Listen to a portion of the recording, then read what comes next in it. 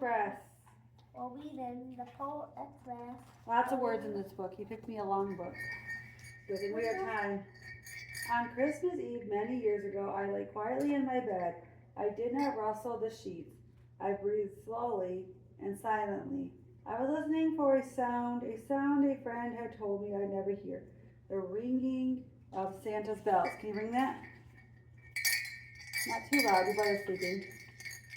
There is no Santa, my friend had insisted, but I knew he was wrong. Late that night I did hear sounds, though not of ringing bells. From outside came the sound of a hissing steam and squeaking metal. I looked through my window and saw a train standing perfectly still in front of my house.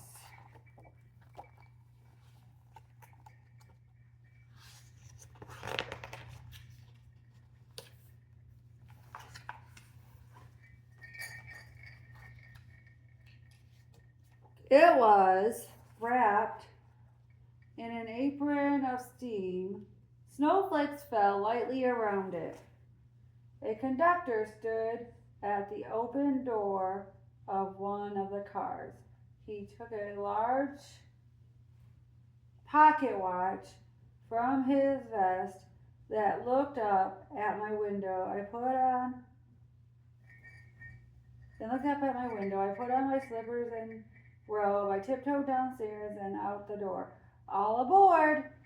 I'm like, all aboard! The conductor cried out. I ran up to him. Well, he said, are you coming? Where? I asked. Why, to the North Pole, of course, was his answer. This is the Polar Express. I took his outstretched hand and he pulled me aboard. The train was filled with other children, all in their pajamas and nightgowns.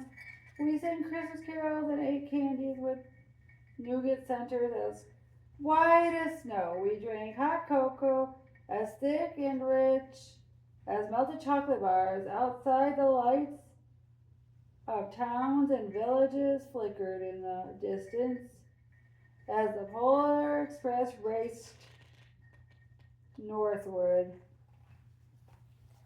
Probably because they're going to the North Pole. That's Probably. North. Soon there were no more lights to be seen. We traveled through cold, dark forests where lean wolves roamed and white-tailed rabbits hid from our train as it thundered through the quiet wilderness.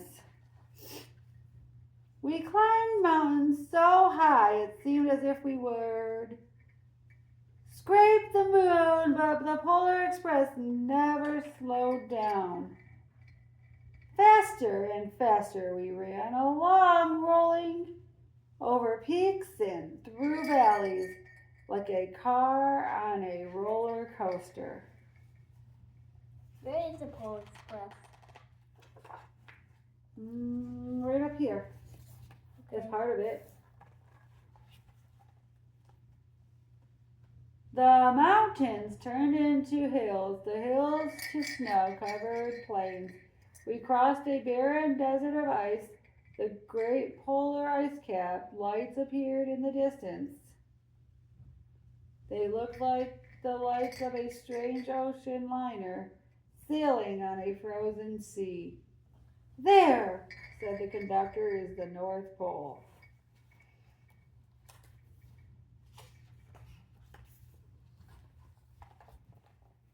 The North Pole, it was a huge city standing alone at the top of the world, filled with factories where every Christmas toys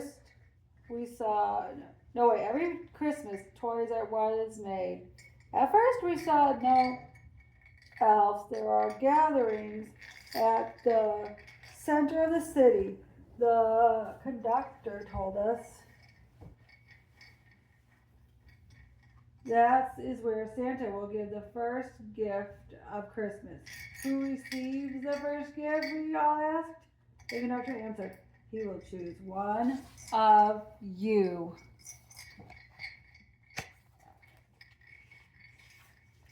Look, shouted one of the children. The elves outside. We saw hundreds of elves as our train drew closer to the center of the North Pole. We slowed to a crawl, so crowded were the streets with Santa's helpers. Mom, We're in look what I found. I actually You found the bell in there? The thing Yeah. that makes noise? Yeah, it's in the thing. Okay, I'm trying to get it. Oh no. Did you see it? Yes. When the Polar Express could go no further, we stopped, and the conductor let us outside. I can't even read it. We pressed through the crowd to the edge of a large open circle in front of us. Stood Santa's sleigh. The reindeer were excited. They pranced and pranced, ringing the silver sleigh bells. Can you ring your silver bell? That hung from their harness. It was a magical sound like nothing I'd ever heard across the circle. The elves moved apart. The Santa Claus appeared. The elves cheered wildly. He marched over to us and, pointing to me, said, "Let's have this fellow here." He jumped into his sleigh. The conductor handed me up. I sat on Santa's knee, and he asked, "Now, what would you like for Christmas?" What would Lucas like for Christmas? Some Nerf balls and Nerf guns. What's up right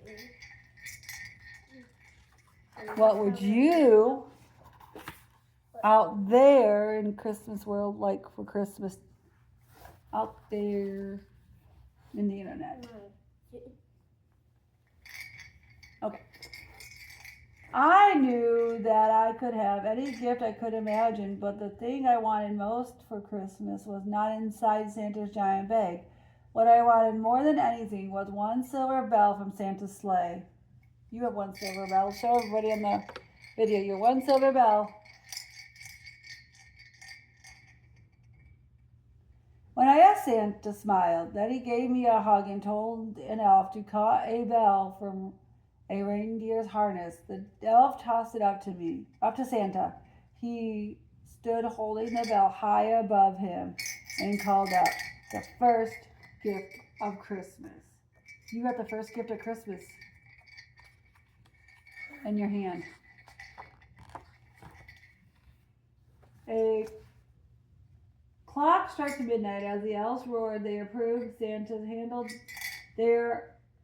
Okay, let me start all over. A clock struck midnight. As the elves roared their approval, Santa handed the bell to me. I put it in my bathrobe pocket. The conductor helped me down from the sleigh. Santa shouted out the reindeer's names and cracked his whip. His team charged forward and climbed into the air.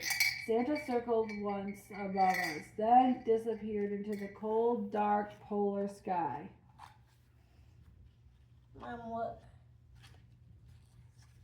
Oh, there it is again. Yo, What? that's so good. And Mom, it doesn't even look like a bell. No, the whole thing's the bell. Oh, and then up in the sky, Makes the noise when it bounces around in there. As soon as we were... Don't do it too loud, you're probably sleeping. As soon as we were back inside the Polar Express, the other children asked to see the bell. I reached into my pocket, but the only thing I felt was a hole. I had lost the silver bell from Santa Claus' sleigh. "Let's hurry outside and look for it," one of the children said, but the train gave a sudden lurch and started moving. We were on our way home. It broke my heart to lose the bell. When the train reached my house, I sadly left the other children. I stood at my doorway and waved goodbye. The conductor said something from the moving train, but I couldn't hear him. "What?" I yelled out. He cupped his hand around his mouth. "Merry Christmas." he shouted. The Polar Express let out a loud blast from its whistle and sped away. Well, on Christmas morning, my little sister Sarah and I opened our presents. When it looked as if everything had been unwrapped, Sarah found one last small box behind the tree. It had my name on it. Inside was what do you think was inside? Bell. Silver bell. There was a note. Found this on the seat of my sleigh. Fix that hole in your pocket. Signed, Mr. C. I shook the bell and made the most beautiful sound my sister and I had ever heard. But my mother said, "Oh, that's too bad." "Yes," said my father, "it's broken." When I chickened the bell, my parents had not heard a sound. But we, who believe in Santa, heard the sound. Let's see what happens. At one time, most of my friends could hear the bell. But as the years passed, it fell silent for all of them. Even Sarah found the Christmas that she could no longer hear its sweet sound. Though I've grown old, the bell still rings for me, and it does for all who truly believe. Mom, watch this. It can move.